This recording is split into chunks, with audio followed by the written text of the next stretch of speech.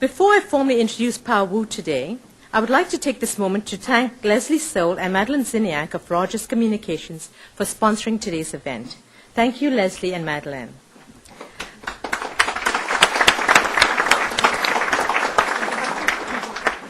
I would also like to welcome two groups of students to today's lunch. They are Mother Teresa Catholic Secondary School, sponsored by Alliance Atlantis Communications, Inc., and Etobicoke Collegiate Institute, sponsored by Scotiabank. Students, would you please stand so we can recognize you?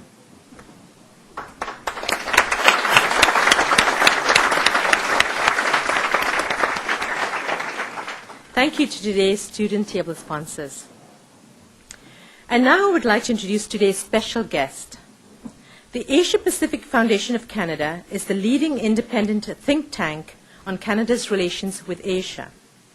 It was created in 1983 by the federal government and seeks to foster informed decision-making on Asia-Pacific issues in Canada's public, private, and non-governmental sectors.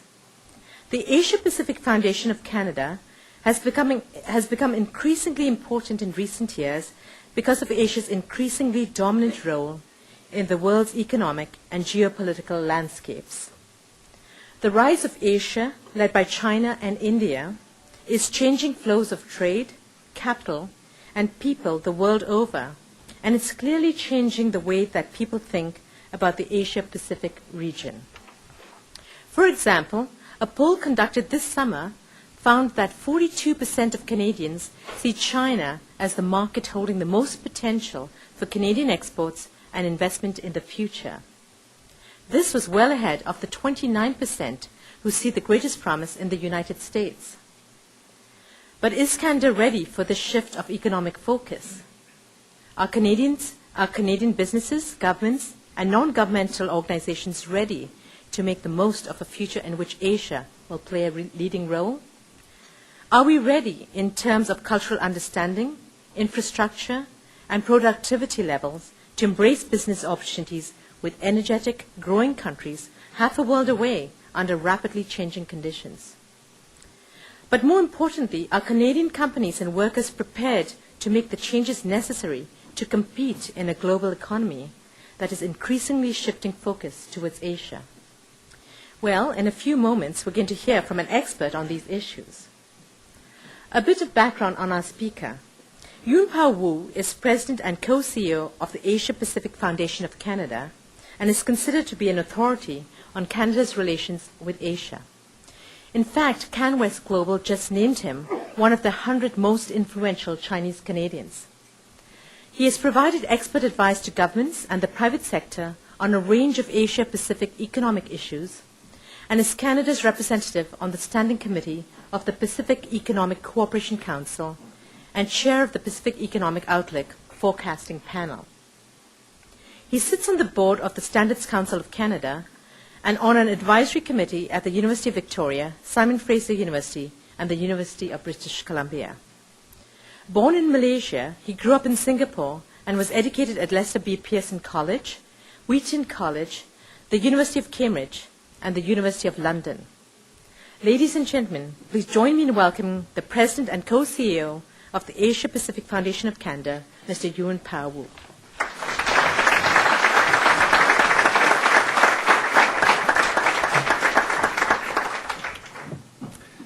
Thank you, Noella, for the very kind introduction. Thank you to you and your board of the Canadian Club of Toronto for inviting me to be your speaker today. I especially want to acknowledge the support and sponsorship of Rogers Media and Omni Television for this luncheon. And I want to recognize some board members of the Asia Pacific Foundation who are with us, board members present and past, Gordon Ashworth, current board member, Charlie McMillan, formerly board member, and Nalini Stewart, who was among the founding board members of the Asia Pacific Foundation 20 years ago. Welcome to my colleagues. And I also want to especially acknowledge the high school students who are here to listen to my talk on Asia Pacific. You are the future of Canada's relations with the Asia Pacific region, and I'm just terrifically pleased that you can be with us today. Ladies and gentlemen, Canadian confidence is on the rise. Prime Minister Harper calls Canada an emerging energy superpower. at a recent Empire Club lunch in this very hotel, Conrad Black has gushed about this country's newfound global influence. It's only a matter of time before some breathless editorialist or pundit refreshes Wilfrid Laurier's famous prediction about the 20th century belonging to Canada. But if we are truly returning to the world stage, what is our role in an increasingly multipolar world? How do we define ourselves in relation to our geography, our history, and our changing demography? What will be our relationship to the status quo powers and to the would-be challengers of the emerging world? Are we Atlantic, Pacific, circumpolar, or just plain North American? Should our motto be changed to from sea to sea to sea, as some have suggested? How do we distinguish ourselves from the United States, our most important trading partner and closest ally? John Howard famously said early in his term as Prime Minister that Australia does not have to choose between history and its geography. Australia, under his charge, has in fact positioned itself as part of the Asian economic space while pursuing closer ties with historic Western allies, principally the United States. On the face of it, Canada has chosen geography over history. Our transatlantic links have generally diminished in importance, while our North American ties have strengthened. It isn't simply that NAFTA has increased our trade and investment with the United States. It is also that in the post-9/11 context, we are increasingly defining ourselves in continental terms. And we are trying to deal with a range of economic and security challenges from a continental perspective. Now, it may be that no one currently is talking seriously about a North American customs union, but our government is pursuing, with the Americans and the Mexicans, wide-ranging discussions on what's called the Security and Prosperity Partnership, the SPP. The SPP may not foreshadow a common external tariff, but it does take a continental approach to the challenges of global competition, border security, and threats to human health. Given this trend to continentalism, why then does a majority of Canadians believe that in 20 years, Asia collectively will be a more important trading partner for Canada than the United States? According to a recent national opinion poll by the Foundation and the Globe and Mail, 58% of Canadians agreed with this statement. Looking 20 years ahead, trade with Asia will be more important to Canada than trade with the United States. 58% of Canadians agreed with that statement. The same poll found that Canadians chose China over the United States as the country which offers the most potential for exports and investment by a margin of 13 percentage points, 42 over 29. Japan was third, with India and Southeast Asia next, and the EU in sixth position. Do these poll results offer us a glimpse of the future? Let me first of all quote the Chinese Taoist philosopher Lao Tzu, who said, "If you are wise, don't make predictions." Lao Tzu also said, "If you make predictions, you're not wise." But he had this way of repeating things twice just to drum it in. In 2005, our trade with Asia, exports and imports, was about 12% of total trade. In contrast, the United States accounted for about 70% of Canada's total trade. Now, at historic growth rates and using very simple-minded straight-line projections, Canada's trade with Asia could well overtake our trade with the US by 2031. That's only 25 years away. Nobody should bet the farm on the basis of straight-line projections. But Canadians have clearly observed a trend in our changing trade patterns, and they can imagine a future where Asia may well be more important than the United States. You know, the point of these observations is not about the accuracy of Canadian public opinion or whether Asia will in fact overtake the US as our most important trading partner. I actually don't think it will happen in my lifetime. But rather, these observations point to the fact that Canadians are already attuned to the importance of Asia, China, Japan, and India in particular, and that Canadians are embracing the need for closer economic ties with the entire region. This extends beyond trade into two-way investment. When asked if the government of Canada should promote greater Asian investment in Canada, including in the very sensitive energy sector, a strong majority of respondents agreed. An even larger percentage of Canadians concurred with the statement that the government of Canada should promote outward investment, Canadian investment in Asia, despite the obvious concerns around job losses. The important statistic to my mind, ladies and gentlemen, is not the relative importance of the United States or China for Canada. It is the importance of China for the United States and vice versa. On current trends, and this is a prediction, China will displace our prized role as the United States' #1 source of imports next year. And China will overtake us as the most important overall trading partner for the United States in just 5 years. At a time when our government is hesitating perhaps about our so-called strategic partnership with China, the United States is aggressively pursuing a deeper level of engagement with Beijing. In launching a set of strategic dialogues at the very highest level between officials of the US and China, Treasury Secretary Hank Paulson has made very clear that he is taking what he calls a generational view of US-China relations, a generational view. I would suggest that this shift in the relative importance of Canada for the United States is much more important than any shift in the relative importance of the United States for Canada. Now, it is customary in speeches on Asia to underscore the growing importance of the region. An audience such as this one will be familiar with the standard descriptors of Asian economic prowess. We could pick any number of indicators to make the point. Asia accounts already for about 40% of the world's economic output.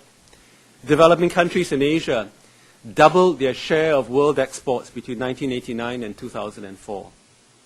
The middle class in China and India is perhaps 15 times larger than the entire population of Canada. China alone boasts more than 300,000 US dollar millionaires. In 2004, China graduated 644,000 engineers, nearly 3 times the number in the United States. And I would add that the graduates, many of the graduates in the United States are in fact Chinese nationals studying there. And by the way, the largest IPO ever recorded took place last week. It was a Chinese bank. The Industrial and Commercial Bank of China raised a cool US $19 billion. On the seedier side, Macau has overtaken Las Vegas as the gambling capital of the world. The mind numbs to the seemingly endless litany of accomplishment.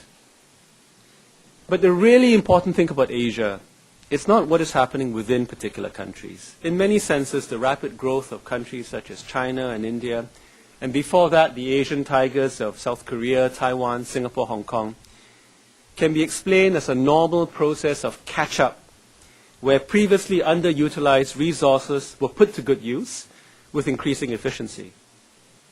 It's very important to remember, ladies and gentlemen, that Asia, led by China, was the most economically vibrant region in the world until the early 19th century. Economic historians estimate that as late as 1820, the region accounted for 60% of the world economic output. The emergence of Asia in this sense is as much a re-emergence of the region and a return to its place on the world stage. What is really important about the re-emergence of Asia is how it is affecting global production, sourcing and investment decisions, and how the 3 major Asian powers, Japan, China, India, are reshaping international relations and the architecture of global governance. I have only time to touch on a few examples of how Asia is going global and why it is important for Canada. Let me start with China. You know, the idea that China is the workshop of the world is somewhat misleading.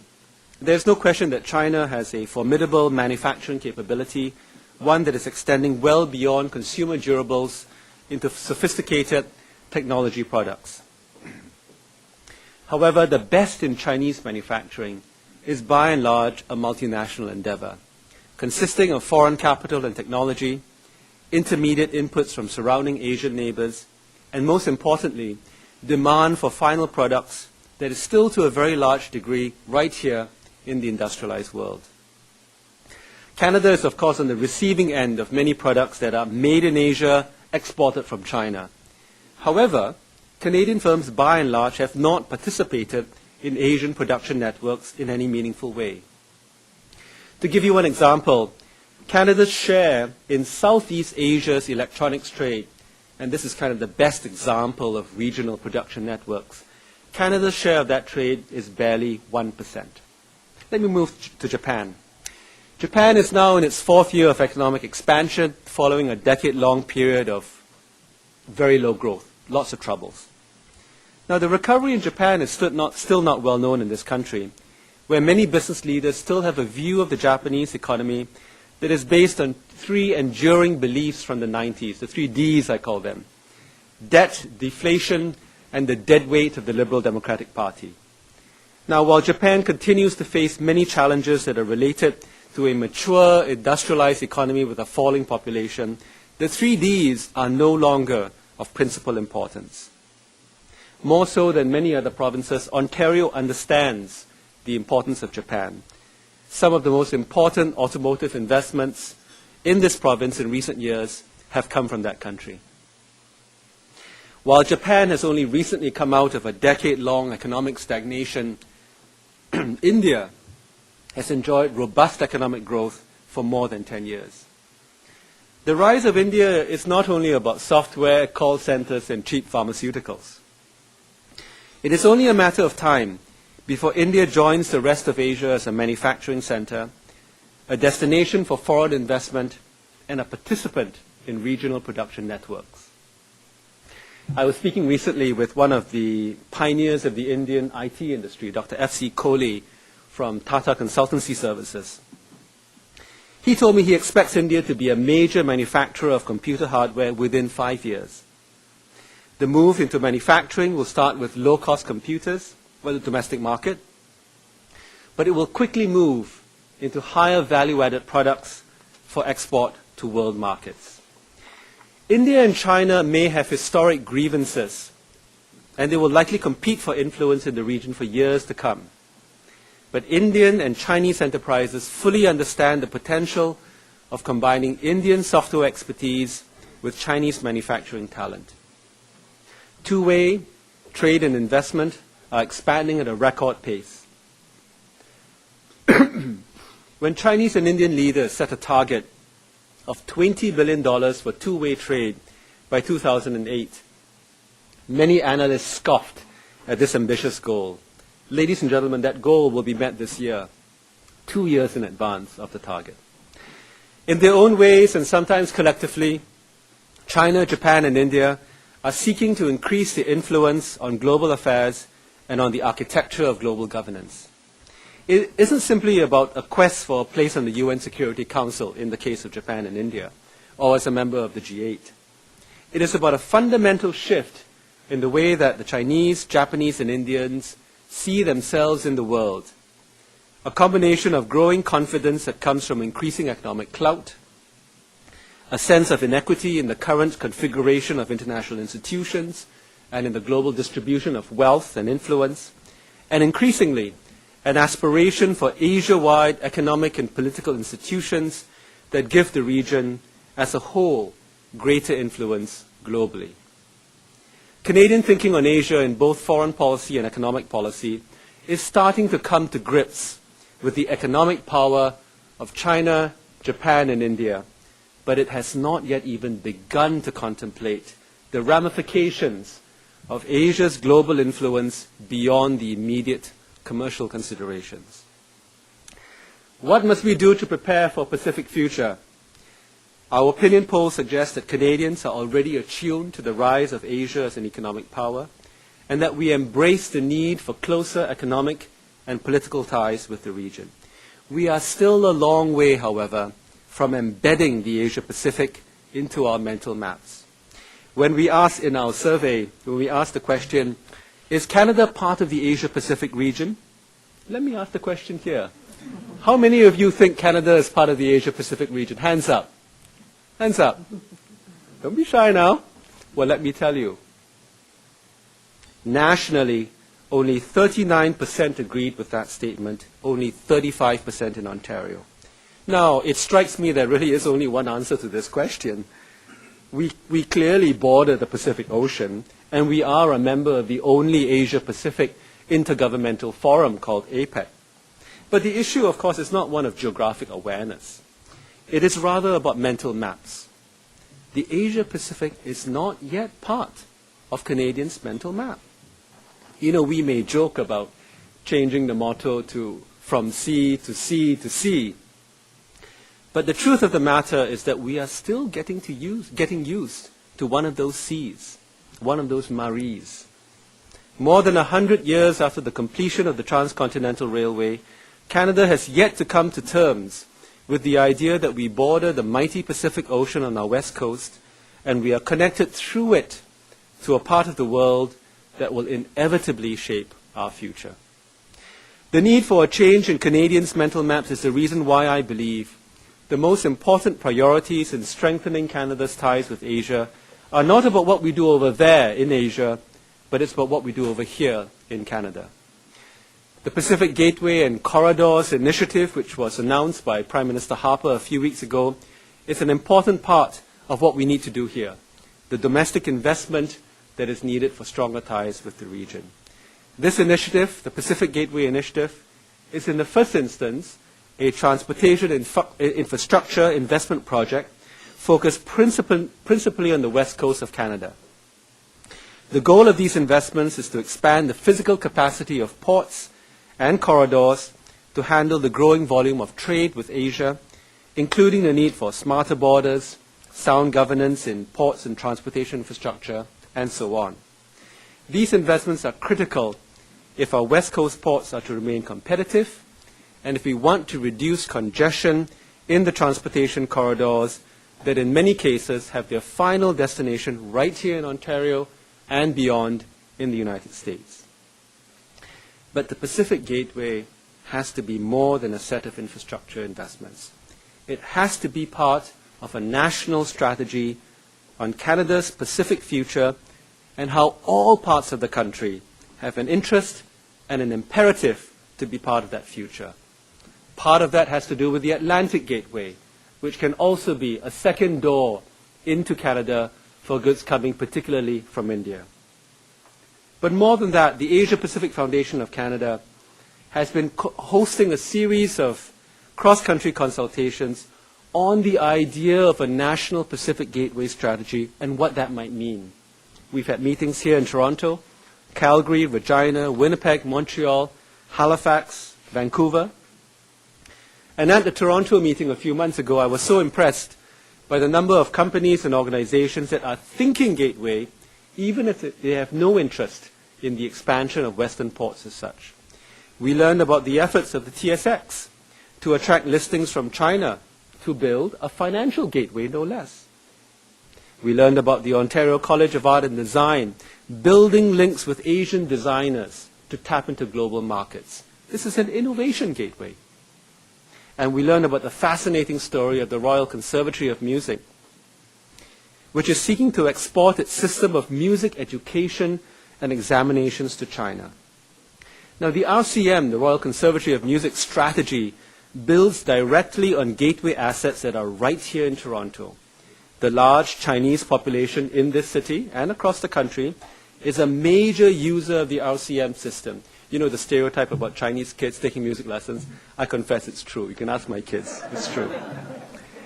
But you know, this demographic is not only, the demographic here is not only a test case for the RCM system, it's a source of validation and word-of-mouth marketing for the transfer and adaptation of that system to Hong Kong and the mainland, where family ties with Canadian relatives remain very strong.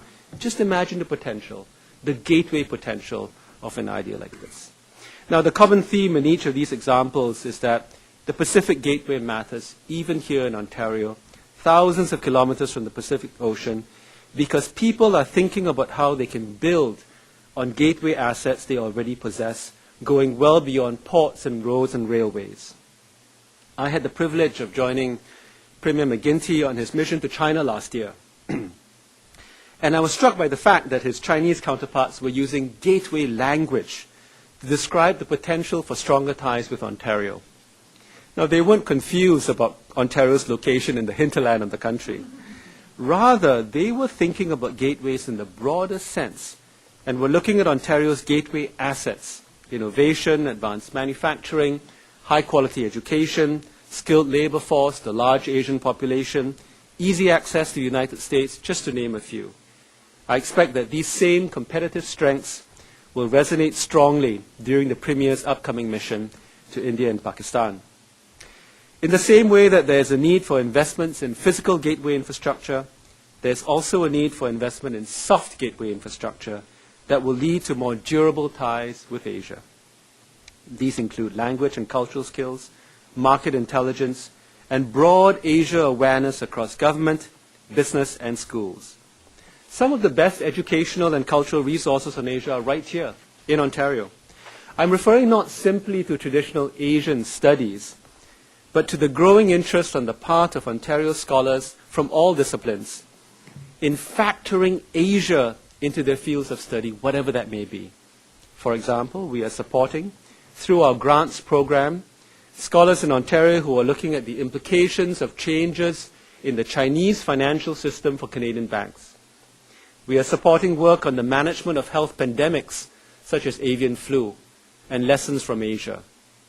We are supporting work on the lessons of Japanese hospital management for the Canadian healthcare system. But there is so much more that needs to be done, and it has to start with an understanding of the global impact of Asia. Ladies and gentlemen, to summarize, the rise of Asia has caused a tectonic shift in the global economic landscape, and it will be followed by a similarly powerful realignment of geopolitics and international relations. As a North American country with historically good relations across the Pacific, Canada is in an enviable position. We don't have to choose between our geography and our destiny. Canada can embrace a Pacific future without reservation. However, we need to equip ourselves for that future. We need to build Pacific gateways across the country. The ports, the roads, the bridges, and other infrastructure, no question. But more importantly, we need to build a Pacific gateway mentality that recognizes the importance of Asia not simply as out there, but also right here. Thank you, ladies and gentlemen.